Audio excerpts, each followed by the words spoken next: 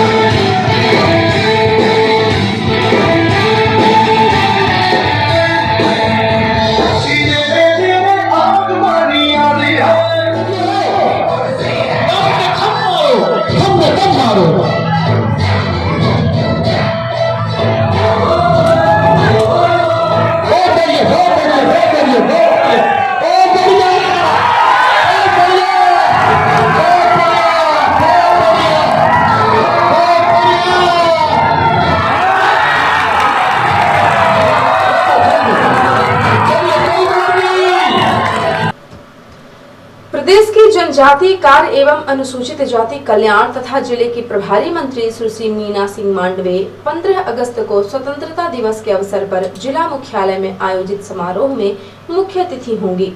मंत्री सुश्री सिंह जिला मुख्यालय पर स्थानीय पुलिस परेड ग्राउंड में आयोजित कार्यक्रम में ध्वजारोहण करेंगी तथा मुख्यमंत्री के संदेश का वाचन करेंगी।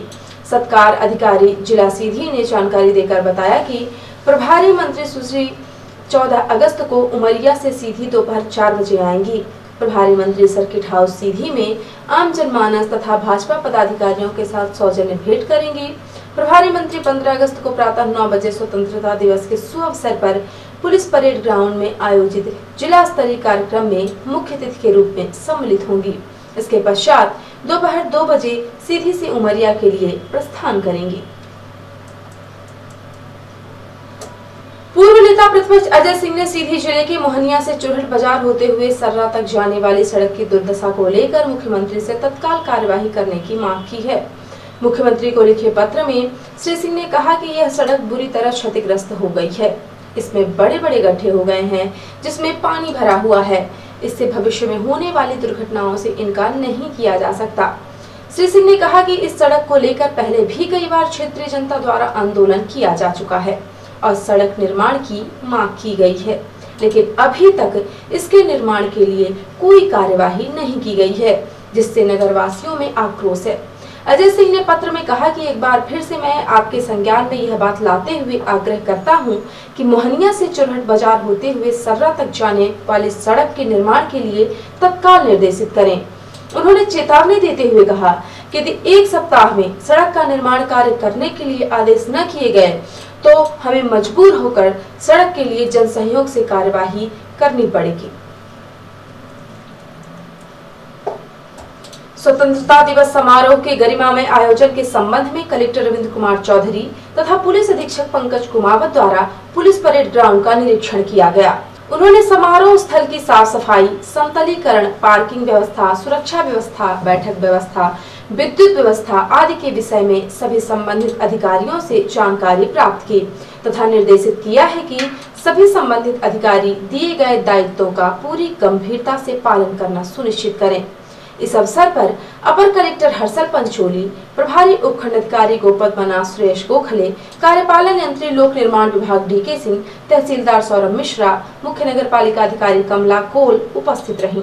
इसके पूर्व शुक्रवार की सुबह अतिरिक्त पुलिस अधीक्षक अंजुलता पाटले के नेतृत्व में अंतिम रिहर्सल का आयोजन किया गया। स्वतंत्रता दिवस समारोह के मिनट टू मिनट कार्यक्रम के आधार पर सभी गतिविधियां की गयी।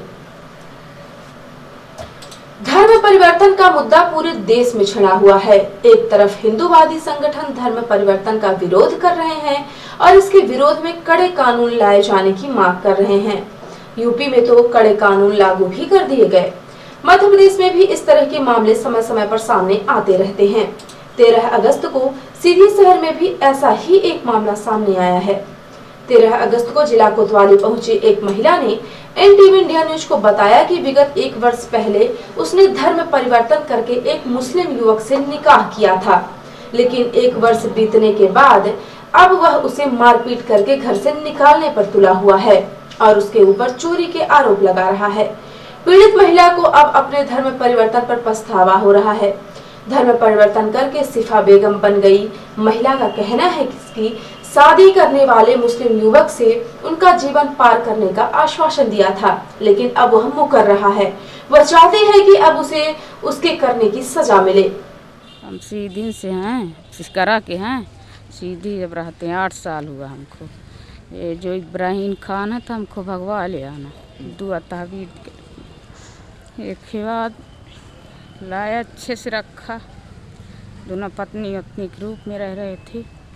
अब वह का करा थे छाड़े क्यों है तो वह ये चोरी की इल्जाम लगाए है कि हमारे घर से हमारे 10 लाख के संपत्ति लग गए है, हमार संपत्ति दे दे तब तो ठीक है, न देवे हाँ तब हमारे फ़ोन न लगाए, हम नहीं जानी तोखा हैं। अब मारे धमकी देत है कि तोखा तोरी बिटिया का मरवा दे जान से। आपका क्या नाम है? पूरा नाम पहले का क्या है? हमारा नाम सुनीता साहू है पहले का, अब सिफा बेगम नाम सब धर्म परिवर्तन करा दी सी। कैसे धर्म परिवर्तन हुआ है आप और कैसे शादी हुई? कहाँ निकाह पढ़वाया गया? क्या फोटो वोटो है उसकी? उसकी कुछ फोटो वोटो नहीं है, बस हमारे पास यह रिकॉर्ड है, निकाह के कागज़ है, कोर्ट मारिश के कागज़ है, साथ की फ़ोटो है और भाड़ा के मकान में रहे वहीं निकाह हुआ है, गवाह रहे हैं। कब निकाह हुआ है आपका? अगले साल 1 साल हो गया, सावन भादा हुआ, रक्षाबंधन बाद हमारे। बच्चे तो आपके बड़े बड़े हैं, निकाह है अभी 1 साल पहले। हाँ बच्चे हैं, इसका नहीं है बच्चे, हमारे जहाँ पहले शादी हुई थी उसका बच्चे हैं, इसका बच्चे हमारा नहीं है, इसके हाथ का। बस हमका 8 साल से रखा था। क्या लगता है आपको कि इसने धोखा दिया है, आपका धर्म परिवर्तन भी कराया है? हाँ हमको धोखा मिल रहा है। पहले हमका कहीं से तोरे साथ ही मैं न करा, अब हमका धोखा दे लाग है। तो धर्म परिवर्तन आपने अपनी मर्जी से किया था या कोई जोर जबरदस्ती हुई? मर्जी से हम नहीं किए, हम कहन हमारा धर्म परिवर्तन अगर कराऊबे तो हमारी ज़िंदगी पार करबे, तो कहीं कि हाँ हम ज़िंदगी पार करा, तो हम कहन कि अगर ज़िंदगी पार करे कोई तब हमारा धर्म परिवर्तन कराए और नहीं ना कराए, तो कहीं कि धर्म परिवर्तन ना कराऊबे तो ज़िंदगी पार ना हुई, बीच में छोड़ के भाग देव हम हैं। तब हम कहन ठीक है हो गया, अब तचारी कैसे हम जब चले गए सब छोड़ दिन हम कमाई के वाले, तो हम कहन ठीक है तोरे साथ रहे कहे तो ठीक है करवा दे धर्म परिवर्तन। तो हमारा धर्म परिवर्तन करा दी, आधार कार्ड संशोधन करा दी और सब करवाए के अब अच्छे से रहत रहा। अब ये मेरे के कार्यालय चोरी की इल्जाम लगाए के हम खाऊ अब छाड़ा चाहत है। आप क्या चाहते हो अब? हम का चाहते, हमका न्याय मिले वो का चाहते। क्या उसके साथ रहना चाहते हो कि चाहते हो कि उसको सज़ा मिले?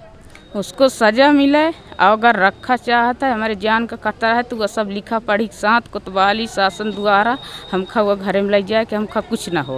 और अगर नहीं रखा चाहे तो वह आए कि बोल दे तो उसका सज़ा हो तो ठीक है। अब वो मारे की जान के हमारे खतरा है।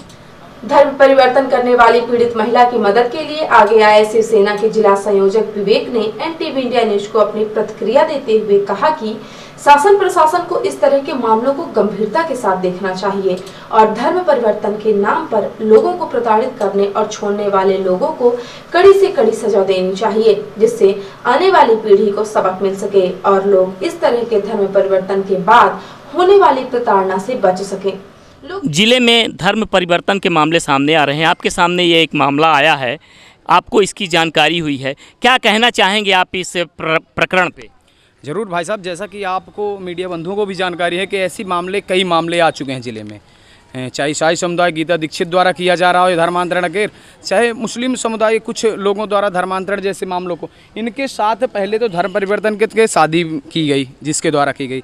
ये जानकारी मुझे करीब 6-7 महीने पहले इन्होंने अवगत कराया था और मैंने इनको कहा था पहले आप प्रशासनिक तरीके से शिकायत करें, जिनके द्वारा आपके साथ झांसा देकर शादी की गई है उनके ऊपर दंडात्मक कार्रवाई पहले करवाएं, उसके बाद जो संगठन का होगा तो संगठन आपके साथ खड़ा हुआ है। आज मामले को लेकर ये थाने में आई हुई हैं और ऐसे जघन्य अपराध के लिए मैं तो प्रशासन से ही मांग करता हूँ, क्या कर रहा है, चुपचाप सो रहा है, क्या करते हैं, सिर्फ दिखावे की राजनीति प्रोटोकॉल का काम करते हैं। मैं तो यही मांग करता हूं कि ऐसे धर्मांतरण करने वाले अपराधियों को दंडात्मक कार्रवाई होनी चाहिए। कानूनी तौर से जब लिखा पड़ी हुआ है तो इनके ऊपर जो इन्हें छोड़ दिया गया शोषण करके, शारीरिक शोषण कहा जाए तो शोषण करके आज छोड़ दिया गया है, तरह तरह के आरोप लगाए जा रहे हैं। मुझे इस मामले की जानकारी, मैं निवेदन करता हूं जिला प्रशासन माननीय अधीक्षक साहब से कि इस मामले को संज्ञान में लेते हुए ऐसे अपराधियों को दंडात्मक कार्रवाई करें, चूँकि किसी महिला की भविष्य ना बर्बाद हो।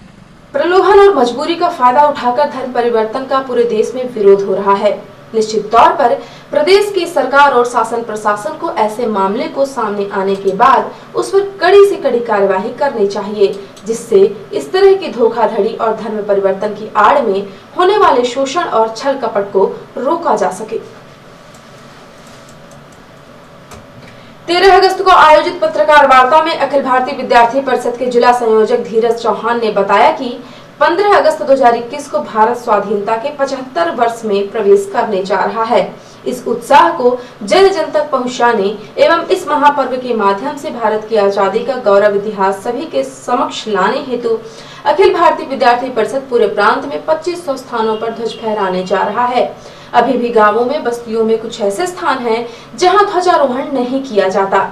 इस वर्ष स्वतंत्रता के महापर्व को महाकौशल प्रांत के द्वारा पूरे प्रांत में 22 जिलों में अमृत महोत्सव कार्यक्रम को आयोजित कर गांवों एवं बस्तियों में आजादी के 75 वर्ष को अमृत महोत्सव के माध्यम से एक गांव एक तिरंगा फहराकर पूरे उत्साह के साथ आप सभी के बीच में मनाया जाएगा। इस अभियान को लेकर अखिल भारतीय विद्यार्थी परिषद पूरे महाकौशल प्रांत में 2500 गांवों एवं बस्तियों में जाकर भारत का राष्ट्रीय ध्वज तिरंगा झंडा फहराकर इसे ऐतिहासिक महोत्सव के रूप में मनाया जाएगा एवं वर्ष भर अलग अलग कार्यक्रमों के माध्यम से जैसे वंदे मातरम यात्रा, दीपोत्सव, ऐसे स्वतंत्रता सेनानी जिन्हें बहुत कम लोग जानते हैं, उनके त्याग को विश्व पटल पर लाने का कार्य एबीवीपी करेगी। एबीवीपी के जिला संयोजक ने बताया कि यह हम सभी के लिए एक ऐतिहासिक महोत्सव है, जिसमें जिले के ज्यादा एवं बस्तियों में जाकर एबीवीपी जिले के कार्यकर्ता ध्वजारोहण कर अमृत महोत्सव को पूरे उत्साह के साथ सभी के बीच मिलकर मनाएंगे। उद्देश्य आज़ादी की बात को, आज़ादी की जो किस प्रकार से आज़ादी आई, आज़ादी किसी व्यक्ति और विचारधारा का परिणाम नहीं बल्कि समूचे व्यक्तित्व और समूचे विचारधारा, समूचे जोश और उत्साह का परिणाम रहा है, जो आज भारत देश संपूर्ण स्वतंत्र होकर अपना स्वतंत्रता की राह पर चल रहा है। इसी प्रकार से हमने आज़ादी की 75वीं वर्षगांठ जो अमृत महोत्सव के रूप में अखिल भारतीय विद्यार्थी परिषद मना रहा है, गांव-गांव में जहां पर आज़ादी और स्वतंत्रता का झंडा वंदन नहीं किया जाता, वहां पर केवल सरकारी संस्थानों तक ही सीमित हो चुका है। हम उस क्रम को गांव-गांव तक, लोगों तक पहुंचाना चाहते हैं कि आज़ादी का जो स्वतंत्रता का 75वीं वर्षगांठ है, ये आज़ादी की जानकारी और आज़ादी के बारे में जो उत्साह और उमंग का माहौल है, ये संपूर्ण गाँव और पूरे क्षेत्र एक एक व्यक्ति तक जाए, यही हमारा लक्ष्य है। नैनीताल रिपोर्टर हिमानी रौतेला ने बताया कि उत्तराखंड में मोबाइल ई-कोर्ट का शुभारंभ होगा। न्याय जनता के द्वार अवधारणा होगी सरकार। उत्तराखंड उच्च न्यायालय के रजिस्ट्रार जनरल श्री धनंजय चतुर्वेदी ने शुक्रवार को हाई कोर्ट परिसर नैनीताल में पत्रकार बंधुओं से मुखातिब होते हुए यह बात की। उन्होंने बताया कि मोबाइल ई-कोर्ट का शुभारंभ 15 अगस्त को उत्तराखंड उच्च न्यायालय के मुख्य न्यायाधीश न्यायमूर्ति RS चौहान द्वारा किया जाएगा। प्रेस वार्ता में श्री चतुर्वेदी ने कहा कि उत्तराखंड के पर्वतीय भौगोलिक परिस्थितियों को देखते हुए वादों के त्वरित निराकरण हेतु यह योजना संचालित की जा रही है। ई मोबाइल कोड का उद्देश्य जनता को उनके द्वार जाकर त्वरित न्याय देना है। उन्होंने बताया कि मोबाइल ई कोड प्रथम चरण में उत्तराखंड के 5 जनपदों पिथौरागढ़, चंपावत, उत्तरकाशी, टिहरी व चमेली जिलों में प्रारंभ होगी। आगामी 15 अगस्त को माननीय मुख्य न्यायाधीश द्वारा ई कोर्ट मोबाइल वैन को हाई कोर्ट परिसर से रवाना किया जाएगा। न्यायालय यानी मोबाइल वैन न्यायालय की शुरुआत उत्तराखंड राज्य में दिनांक 15 अगस्त 2021 से होने जा रही है, जिसका शुभारंभ 15 अगस्त को ही उत्तराखंड उच्च न्यायालय के माननीय मुख्य न्यायमूर्ति श्री राघवेंद्र सिंह चौहान के कर कमलों द्वारा किया जाएगा। यह योजना मुख्य रूप से इसलिए प्रारंभ कर रहे हैं कि जो हमारे जो पहाड़ी ज़िले हैं उनमें जो जनता जो साक्षी हैं वो बहुत इंटीरियर इलाकों में रहते हैं, तो उनको न्यायालय आने जाने में, गवाही देने में बड़ी कठिनाइयों का सामना करना पड़ता है। तो प्राथमिकता हम पहले महिलाओं को और बच्चों को दे रहे हैं और उसके उपरांत जो हमारे औपचारिक साक्षी हैं, चिकित्सक हैं और हमारे जो अन्वेषण करने वाले पुलिस अधिकारी हैं उनको हैं, जिनकी वजह से कई बार वो लोग समय से नहीं आते तो वाद के निस्तारण में विलम्ब होता है। तो ये योजना उनके लिए प्रारंभ की गई है। प्रारंभ में हमें उत्तराखंड राज्य की तरफ से, शासन की तरफ से 5 जिलों के लिए वैन मिली है, जिसमें गढ़वाल में उत्तरकाशी, चमोली और टिहरी के लिए प्रारंभ कर रहे हैं और कुमाऊं में चंपावत और पिथौरागढ़ जिले का चयन किया गया है। वैसे ये योजना अभी सभी 13 जिलों में लागू करने की योजना है और ये हमारे जो उत्तर भारत का पहला प्रयास है जो किसी भी उत्तर भारत के किसी राज्य में योजना प्रारंभ की जाती है। उन्होंने कहा कि जैसे जैसे और वाहन उपलब्ध होंगे वैसे वैसे उत्तराखंड के सभी जनपद में मोबाइल ई कोड प्रारंभ किया जाएगा। उन्होंने कहा कि अदालतों के मुकदमे के त्वरित निस्तारण में यह अहम कदम साबित होगा। उन्होंने कहा कि दहेज, छेड़छाड़, दुष्कर्म व अन्य वादों में महिला, बच्चे, वृद्ध, साक्षी, चिकित्सक, अन्वेषण अधिकारी, आईओ को अदालत पहुंचने में आने वाली व्यवहारिक कठिनाइयों की वजह से न्याय मिलने में अधिक समय लग जाता है। त्वरित न्याय के सिद्धांत को हकीकत में बदलने के लिए मोबाइल ई कोड का संचालन मुख्य न्यायाधीश की विशेष पहल है। और अब पेश प्रादेशिक हलचल। कांग्रेस का आरोप जनता के सवालों के जवाब नहीं है, इसीलिए 3 घंटे में खत्म कर दिया मध्य प्रदेश विधानसभा का मानसून सत्र। बीजेपी ने की लोकतंत्र की हत्या, कांग्रेस विधायकों ने लगाए आरोप। सदन में जनहित के मुद्दों पर चर्चा से भाग रही सरकार, अब सड़कों पर उतरेंगे। ग्वालियर में युवक ने की पिता की हत्या, खुद थाने पहुंचकर बोला चूल्हे की लकड़ी से पीट-पीट कर मार डाला। और ग्वालियर में प्रेमी की शर्मनाक हरकत, छात्रा ने शादी से इनकार किया तो उसे अपनी पत्नी बताकर मोहल्ले में पोस्टर लगवा दिए। और अब ऐसा राष्ट्रीय हलचल। पीएम मोदी ने स्क्रैपेज पॉलिसी लॉन्च की, फिटनेस टेस्ट में फेल हुई तो कल ही कबाड़ हो सकती है आपकी कार। कश्मीर में भाजपा नेता के घर आतंकी हमला, आतंकियों ने राजौरी में बीजेपी नेता के घर 3 ग्रेनेड फेंके, 2 साल के मासूम की मौत। ट्विटर हैंडल ब्लॉक होने पर राहुल नाराज, कांग्रेस नेता ने कहा ट्विटर ने मेरे 1.9 करोड़ फॉलोअर्स का हक छीना, यह लोकतंत्र पर हमला है। और कांधार पहुंचा तालिबान, एक दिन में 6 प्रांतों पर बढ़ाई हुकूमत, अब 18 प्रांतों पर कब्जा। भारतीय नागरिकों को अलर्ट, उड़ान बंद होने से पहले घर लौटें। तो ये थी आज की प्रमुख हलचल। यदि आप न्यूज फेसबुक पर देखते हैं तो पेज को लाइक और फॉलो करें, यूट्यूब पर देखते हैं तो चैनल को लाइक और सब्सक्राइब करना बिल्कुल ना भूलें। आप किसी भी न्यूज को तत्काल पढ़ने के लिए लॉग इन करें www.ntvIndianews.com। सीधी एवं बिंदी के प्रत्येक न्यूज का अपडेट अपने फोन पे पाना चाहते हैं तो आप प्ले स्टोर से हमारा app NTV India news download करें और जुड़े रहे अपने आसपास की समस्त गतिविधियों से NTV इंडिया न्यूज के साथ। नमस्कार।